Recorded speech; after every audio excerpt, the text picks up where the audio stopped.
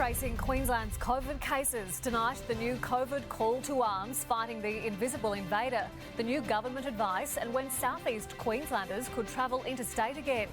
Exclusive, under arrest, the carjacker accused of dragging a woman through Woolloongabba. Tonight, bull shark warning from the city to the Bayside. What's sparking this summer frenzy? Must see for all parents and grandparents, the new screen time advice, how it can help children improve at school. And the simple way your car can make you thousands and you don't even need to leave the house. This is 9 News Queensland. Good evening. Tonight we can reveal more about the race to trace the mutant UK COVID strain across the southeast. We now know the partner of the infected cleaner spent 2 days in the city while infectious. Tonight, our freedoms depend on what happens next. Emerging, faces masked, but relief not shrouded for long. Good morning, Queensland, and can I give some very reassuring and good news again this morning? 3 new cases, 2 in quarantine and not a concern. 1, community transmission and hardly a shock. The partner of the COVID hotel cleaner who caught the UK strain and shut down the city. The risk is low, but the risk is there, so I really ask you to come forward. To get tested if, like him, you were at this Sunnybank Hills bottle shop on January 5 or the Acacia Ridge Bunnings the next day.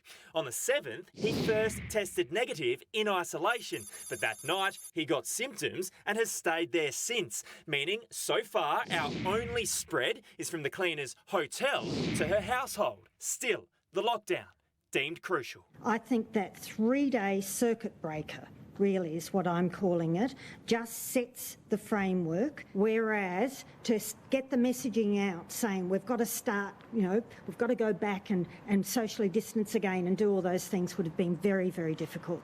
It begs the question, how long does Greater Brisbane remain a hotspot to other states? Well, that is up to them, but the science behind it keeps changing.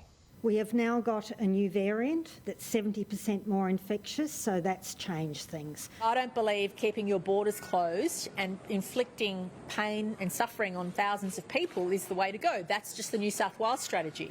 Well, it's a matter for each state, and each state will react depending on the health advice. What is clear is how the infection got out of quarantine is, for now, as clear as mud. It still may be that we will never get to the bottom of what has actually happened, because it could be something quite incidental.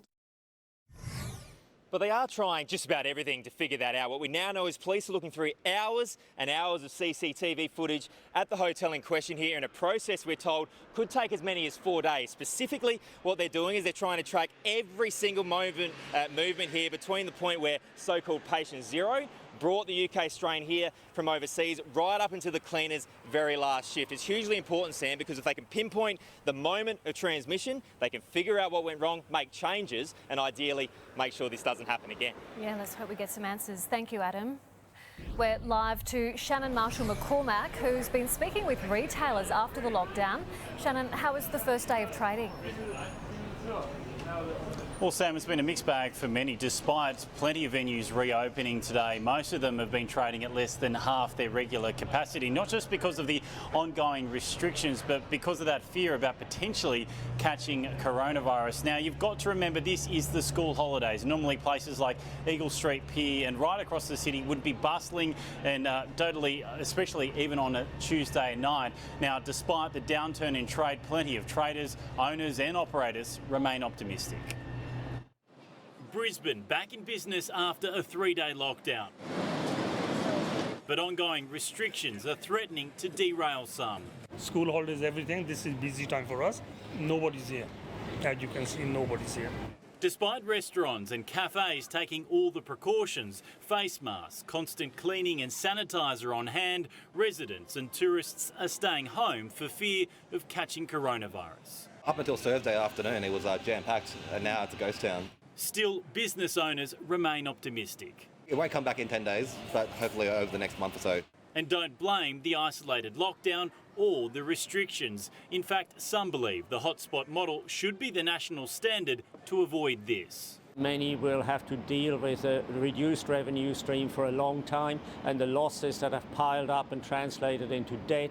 But some confusion remains over where and when to wear masks. particularly in gyms. The Premier confirming For strenuous activity, you can take the mask off, but otherwise you have to wear the mask inside.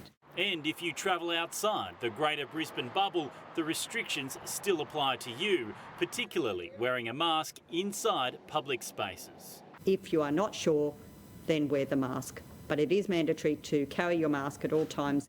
While the overwhelming majority are complying with the new restrictions, police have fined 2 people in the past 24 hours who refused to wear a face mask, while another man has been charged for allegedly bashing a bus driver who simply asked the passenger to put on his mask.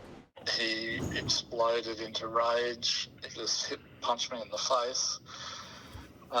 That's the one I do remember. It was really hard. The driver, who didn't wish to be identified, is still off work with concussion. To actually be in fear of his life, and think, all I did was ask the guy to wear a mask.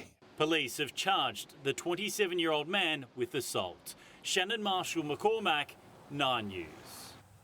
A woman is lucky to be alive tonight after her trip to the shops to pick up takeaway took a terrifying turn. Dragged for hundreds of metres through city streets during what police say was a violent carjacking at the hands of a teenager. Stay where you are. What about that is not clear? This is 18-year-old alleged carjacker Theo Fiquandi. Whether he's in pain or not, he's nowhere near as injured as the woman who was caught up in a carjacking horror. I thought for sure if someone doesn't stop him that she's going to die. The 22-year-old woman and her partner were parked at the Buranda shopping centre last night, waiting for takeaway. When her partner went inside, police say Fiquandi jumped in the driver's seat. The key still in the ignition. He took off. The woman was dragged several hundred metres up this street, her body still caught up in the seatbelt as she tried to escape, being dragged along the road until the driver sped across the intersection and crashed. It was like something out of a horror movie. Yeah, pretty shocking. Debris from the impact still scattered across the Woolloongabba footpath this morning. The way that it looked, I really wasn't expecting to find an alive person at the end of the road. Fiquandi made no application for bail. He'll remain in a cell for more than a month. The victim's recovering in hospital. Jordan Fabris, 9 News. Australia is set to serve up some of the strictest quarantine rules in the world as some of tennis's biggest stars head down under for the Australian Open.